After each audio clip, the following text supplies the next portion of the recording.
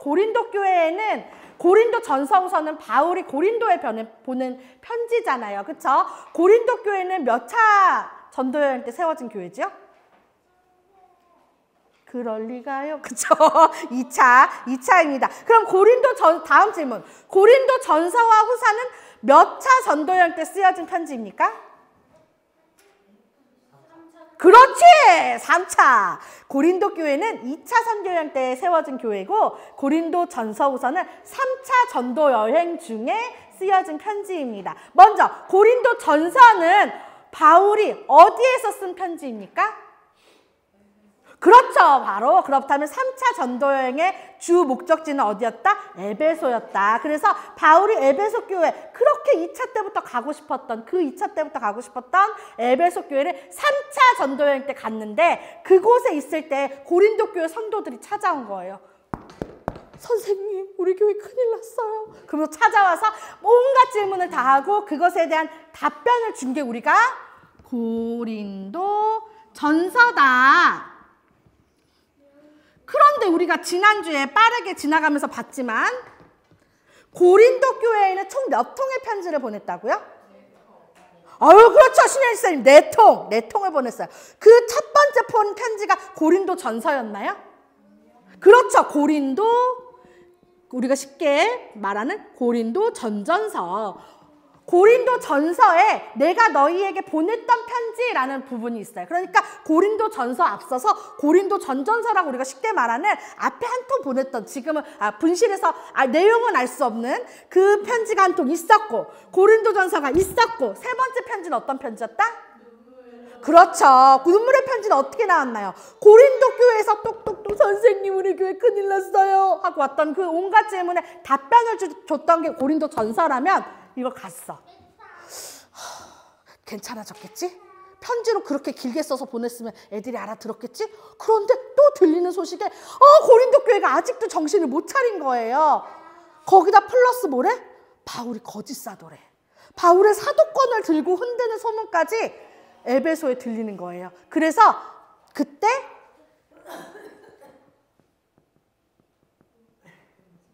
눈물의 편지라고도 하고 고통의 편지라고도 하는 그 편지 한 통을 누구 편에?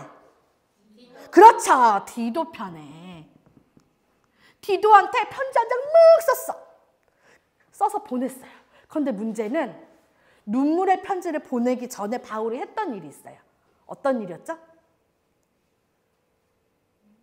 소문을 들으니까 내가 여기서 가만히 에베소에 있을 수가 없는 거예요. 그래서 어떻게 했대요? 직접 고린도까지 찾아갔다고 돼 있어요. 이때 고린도 교회를 2차 때 세웠던 걸 첫 번째 방문이라고 본다면 눈물의 편지를 쓸 때쯤에 두 번째 고린도 교회를 방문했던 적이 있는 거예요. 성경에는 그 여정이 자세히 기록되어 있지 않지만 고린도 후서를 보면은 내가 너희한테 그때 다시 또 간다고 말했는데 라는 표현들이 나오는데 다시 한번 정리해 드릴게요. 첫 번째, 교회를 세우러 갔고, 두 번째, 고린도 교회가 고린도 전서를 보냈음에도 불구하고, 두 번째 편지를 보냈음에도 불구하고 정신 못 차린다는 소식이 계속 들리니까 그 당시에 에베소에서 고린도까지 100길로 500km 정도가 된대요. 배를 타면 3, 4일 가는 그 거리인데 그 거리를 바울이 사역 중에 배를 타고 쏴서 간 적이 있었던 거예요. 가서 막 난리를 쳤어. 막 혼내고 그러면 안 된다고 다시 잘 가르쳤는데 그런데도 애들이 정신을 못 차리니까 눈물의 편지를 보냈던 거예요. 이렇게 했던 중간 내용들이 고린도 후서에 나와 있고 마지막 네 번째 편지가 뭐라고요? 고린도 후서. 눈물의 편지를 디도 편에 보냈잖아요. 디도한테 줘가지고 잘 전달하고 교회 어떻게 됐는지 잘 보고 와. 나한테 다시 설명해야 돼 하고 에베소에서 디도를 쭉 보냈는데 기다리고 있어. 디도가 언제 오지? 그런데 바울한테 갑자기 문제가 생겼어요. 무슨 폭동? 은장색. 데메드리오 폭동이 생기는 거예요. 에베소에 있는 애들이 자꾸 사람들이 바울의 말을 듣고 우상을 갖다 버리고 막 하니까 회개하니까 얘네들이 우상을 더 이상 만들어 팔지 못하니까 데메드리오가 바울과 사람들을 불러 모아가지고 막 공격하고 폭동을 일으켜서 바울이 디도를 난 여기서 기다려야 되는데 더 이상 에베소에 있지 못하고 마게도냐를 향해서 떠나게 되는 일이 벌어져요. 그런데 고린도후서를 보다 보니까 뭐라고 돼 있냐면 여기서 에베소에서 떠나서 이번에는 육로로 갑니다. 아까는 이렇게 배를 타고 갔었다면 이번엔 육로로 가는데 쭉 올라가다가 드로아 지역, 1차 선교 때 방문했던 드로아 지역에서 복음을 전할 기회가 열렸음에도 디도를 만나지 못했어. 아직까지. 고린도 교회가 걱정돼서 바울이 여기에서 복음을 전하는 일을 차마 하지 못하고 그냥 빨리 디도를 만나기 위해서 마게도냐로 옮겨갔다라는 내용이 있어요. 여기서 드로아에서 복음을 전할 기회가 있었음에도 그만큼 이 고린도 교회가 걱정됐던 거예요. 바울은. 그래서 드로아를 지나서 마게도냐에 이르렀을 때쯤 여기서 잠깐 문제. 그러면 마게도냐에 세웠던 교회는 어떤 교회입니까? 그렇죠. 계속 이렇게 질문하면서 상기하셔야 돼요. 빌립보와 데살로니가 교회가 있었죠. 몇 차 전도여행 때 세웠던? 2차 때 세웠던. 1차는 갈라디아 교회죠. 2차 때 세웠던 이 마게도냐 지역에 머물러서 언제쯤 디도를 만날 수 있을까? 디도가 올라왔어요. 선생님, 해결됐어요. 이제 고린도 교회가 다시 회복됐어요. 너무 기쁘고 감사해서 고린도 교회에 편지를 남긴 게 바로 저 고린도 후서다. 그럼 고린도 후서에 책은 어떻게 어떻게 크게 단락을 나누어 볼 수 있을까 보면 1장부터 7장까지는 기쁜 거예요. 너희들이 회복된 게 난 너무 기쁘다. 난 너무 안도가 된다. 그래, 너희들 다시 회복될 줄 알았다. 너희는 내 자녀다. 내가 니네한테 그동안 그 눈물로 편지 보냈던 거, 내가 직접 찾아갔던 거, 다시 오겠다고 하고 참아 가지 못했던 그 모든 것들 내가 다 니네를 자녀같이 생각해서 니네를 혼낼까 봐 그랬어 라고 말하는 내용이 1장부터 7장입니다. 그리고 8장부터 9장에는 어떤 내용이냐면 고린도 전서에서는 많이 혼냈거든요. 왜냐면 문제들을 갖고 왔으니까 그거에 대한 답변을 써주고 하느라고 좀 혼내고 했는데 고린도 교회가 회복됐다 하니까 이제 본격적으로 하고 싶은 말을 하는 거예요. 그치, 연보를 모아라. 그때 당시에 바울은 개척했던 세웠던 교회들을 다니면서 예루살렘 교회를 위한 연보를 모으는 목적을 갖고 있었어요. 왜냐하면 여기는 지금 예루살렘은 많은 핍박도 받고 있고요. 그때 당시에 크게 흉년도 들어서 너무 힘든 상태였거든요. 그래서 이 교회를 위한 연보를 모으는데 여기서 또 질문. 이때 이 예루살렘 교회를 도와달라는 이야기를 처음 들었던 장면이 어디입니까?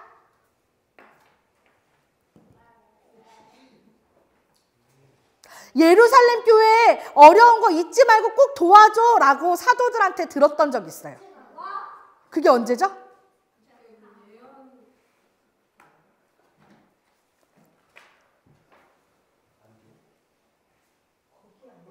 그치, 안디옥에 있다가 예루살렘에 온 적 있죠. 그렇죠. 그렇지, 예루살렘 총회. 맞아, 예루살렘 총회. 여러분, 예루살렘 총회를 잊으면 안 돼요. 이방인들에게 할례받지 않아도 된다라는 공문서를 써줬던 그날 베드로랑 사도들이 모아서 우리 교회 좀 도와줘. 예루살렘 교회 본교회 있지 마 라고 이야기 들었다고 그때 썼었잖아요. 그쵸? 바울이 그때 편지 남겼는데 그 약속을 잊지 않고 바울은 계속 다니면서 그 헌금 모으기 독려운동을 같이 하고 있었던 거예요. 갈라디아 교회도 얘기했었고 마게도냐에게도 얘기했는데 고린도 교회는 더 일찌감치 헌금을 모으고 있던 중이었어요. 다만 교회가 지금 생난리가 나서 그게 잠시 멈추어져 있는 상태인 거예요. 그러니까 고린도후서에 쓰는 거예요. 마게도냐에서 지금 바울이 편지를 쓰면서 있잖아, 내가 마게도냐 애들한테 니네 자랑 엄청 해놨거든. 니네는 엄청 헌금 열심히 잘 모으고 있다고 내가 자랑 많이 했거든. 그런데 내가 만약에 여기에 있는 마게도냐 애들하고 너희한테 갔을 때 헌금이 안 모아져 있으면 너도 창피 나도 창피, 이 일을 어떡하니. 그러니까 지금부터라도 다시 열심히 헌금 모아라.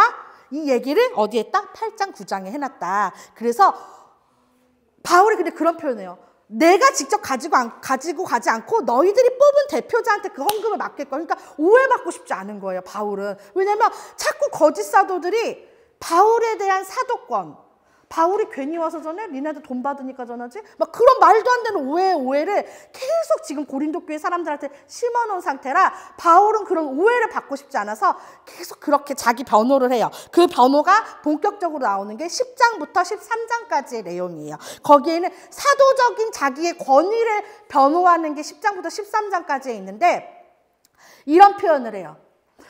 그 사람들이 그렇게 너희들을 속일 때는 너희들은 잘만 속아 넘어가더라. 그래, 그럼 내가 너희들 수준에 맞춰서 내가 어리석게 내 자랑 좀 할게. 이런 표현을 하면서 막 자기 사도적 권위를 변호하는 거예요. 뭐 그 사람들이 나 말 못한다고? 그래, 내가 말은 좀 어버버할 수 있어. 왜냐면 그 당시에 그 고린도 교회에 와서 그 사람들을 현혹시키던 사람들은 다 헬라인으로서 언변이 뛰어난 사람들이란 말이에요. 예전에 수사학 들어보셨죠? 수학 아니에요? 수사학이라고 막 나와서 토론을 하고 이 사람들은 발표를 많이 하니까 그것에 대한 교육을 받았단 말이에요. 부잣집 사람들은. 그러니까 수사학이라는 학문이 발전할 정도의 그 놀라운 도시에 있던 사람들이니까 얼마나 말을 잘하겠어. 그러니까 그 사람들이 바울을 태클 걸기를 걔는 말도 잘 못하더래요. 어버버버버버 하더래요. 이런 식으로 말하는 거예요. 그런데 바울이 얘기해요. 그래, 내가 말은 어버버할지라도 내가 학문이 부족하냐? 내가 학문이 부족하지 않다. 나는 예수 그리스도가 뽑은 정말 사도다라는 걸 유치하지만 자기도 그렇게 얘기해요. 이렇게 말하는 것이 좀 어리석은 것 같지만 니네가 이해하고 받아들여라 하면서 10장부터 13장까지 자기의 사도적 권위에 대해서 변호하면서 고린도 후서를 마칩니다. 고린도 후서 제일 마지막에 맞춰지는 말은 어떤 말씀으로 맞춰지는지 한 번만 찾아볼게요. 고린도 후서 13장 245페이지 우리가 매주 듣는 말씀이에요. 13장 13절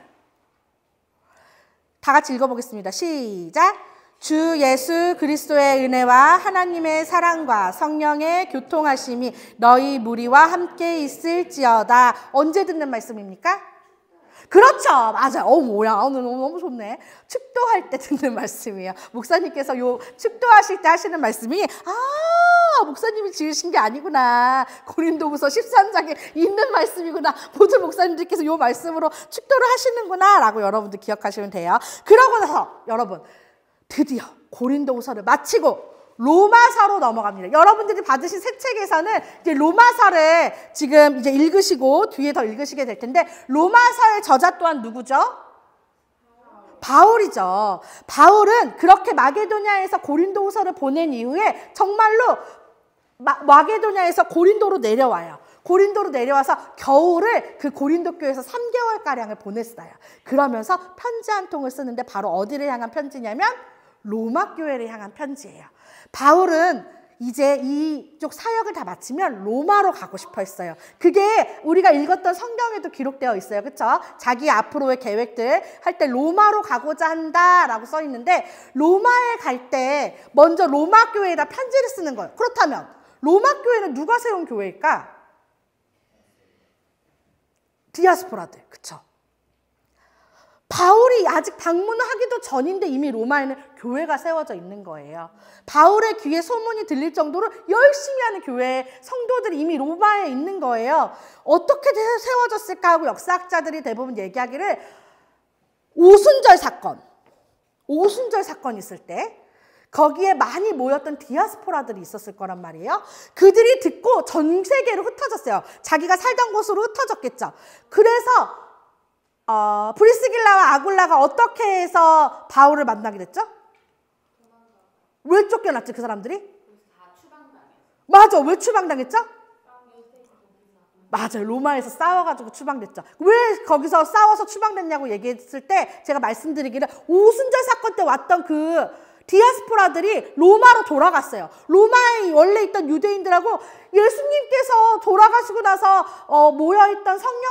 모여있던 제자들에게 성령이 임하고 막 난리가 난 거를 직접 목도했던 디아스포라들이 가서 부딪히고 폭동이 일어난 거예요. 그때 로마의 황제가 유대인들 다 나가! 그래서 다 쫓겨나왔던 것 중에 한 팀이 브리스길라와 아굴라라고 얘기 드렸잖아요. 그것처럼 그때 그 이 오순절 때 왔던 디아스포라들이 각자 살던 대로 퍼져서 교회를 세우기 시작했는데 그것이 우리가 바울이 가고자 했던 그 로마 교회였던 거예요. 그래서 그들이 열심히 내서 세워져 있던 로마 교회에 쓴 편지가 여러분들이 읽으시는 로마서입니다. 로마서에서는 우리가 하나만 기억합시다. 이신칭의 어떤 뜻일까요? 이신칭. 태유 씨, 우리 밥 맛있었잖아. 힘내서 말해보자. 뭐라고? 이신칭이 오직 믿음으로 의롭게 된다.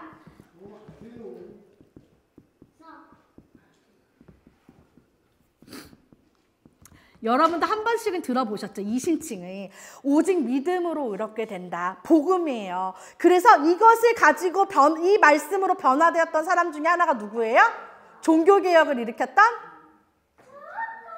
그렇죠. 마틴 루터가 이 말씀을 이신칭의 오직 믿음으로 의롭게 된다 이 말씀을 가지고 띵 한 대 얻어맞은 것처럼 충격을 받고 종교개혁을 일으키잖아요. 그것이 어디에 있다고? 여러분들이 읽으신 로마서에 있다고요. 로마서를 꼭꼭꼭꼭 씹으면서 읽어야 돼요. 그런데 로마서에서 말하는 것이 그러면 믿으면 땡이냐? 아니지. 그럼 진짜 오해가 생기는 거예요. 믿기만 하면 땡이냐? 그래 나 믿는다. 그러니까 내 맘대로 살란다. 바울 사도가 그렇게 얘기했나요? 너희에게 있는 자유로 방종하지 말라 그랬어요. 그렇죠? 믿으면 끝이 아닌 거예요. 믿은 사람들은 믿어서 의롭게 된 사람들은 이렇게 살아야 된다라고 말하는 게 여러분들 받으신 새 책에 있는 12장부터의 내용이에요. 이것을 잘 기억하세요. 믿으면 땡이다. 이신칭이 오케이. 마틴 루터 오케이. 마틴 루터 오케이. 끝이 아니라 믿어서 의롭게 된 사람은 어떻게 살아야 돼? 라고 말하는 12장 이후부터의 내용을 여러분들이 머리에 꼭꼭꼭꼭꼭 씹어서 우리가 로마서를 가지고 다음 주에 만나도록 하겠습니다. 로마서는 너무너무 복음의 정수라고 말하는 책이에요. 그래서 여러분들이 연말에 많이 바쁘시겠지만 그리고 구약부터 밀렸다, 신약부터 난 다시 시작해야 된다고 많이들 말씀하시는데 로마서를 다시 한번 난 새롭게 새 마음으로 시작해서 나는 파볼이라는 마음으로 로마서 정말 여러분 꼭꼭꼭꼭 잘 읽고 다음 주에 만나기를 간절히 바랍니다. 다음 주는 로마서부터 에베소서까지입니다. 꼭 잊지 마시고 다음 주에 만나겠습니다. 근데 연 목사님 아직 안 오셨는데. 네, 마무리하도록 하겠습니다.